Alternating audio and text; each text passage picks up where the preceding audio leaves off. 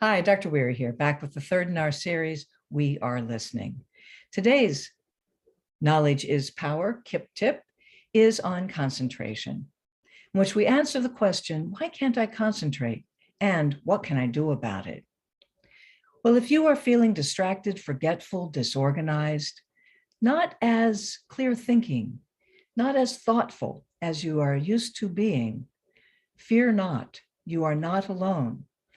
And you're not losing your mind. This is a natural brain response to an abnormal set of circumstances.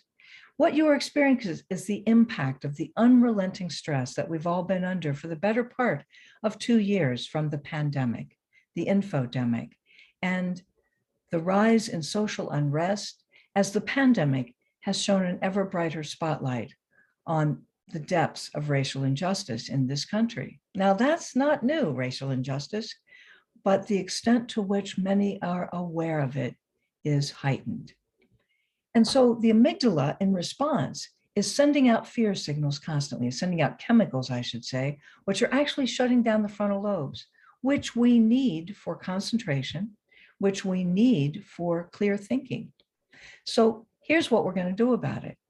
The first thing you need to do is to tame that fear center, not turn it off, but tame it. How do we do that? With less screen time and more sky time. That means if you do the daily doom scroll on your social media, do it less. If you're doing it 3 times a day, do it once a day. If you're doing it once a day, do it every other day. But decrease your exposure to the toxin that is social media and television news. Don't bury your head in the sand, but have less time on the screen. It activates the amygdala. Second thing you need to do is spend more time in the natural world, or if that doesn't work for you, then at least spend more time looking at the sky.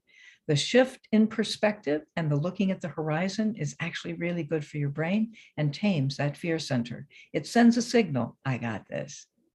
The next thing you need to do is use your words, name your feelings. Don't just feel them, but give them a name, because that actually turns on another part of the brain. Finally, we want to reboot our frontal lobes by using something that is scientifically proven to be helpful, and that's keeping a gratitude journal. Every day, either first thing in the morning or last thing at night, name 3 things that you are grateful for. Write them down. Write them down on a slip of paper, put them on a sticky note, throw them into a gratitude jar, but record them. Not enough to think what you're grateful for. You need to take an action. And if it's a person you're grateful for, let them know it.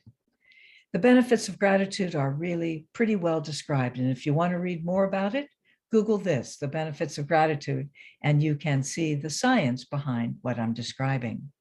That's it for today. Please come back next week for KIP tip number 4. How can I get a better night's sleep?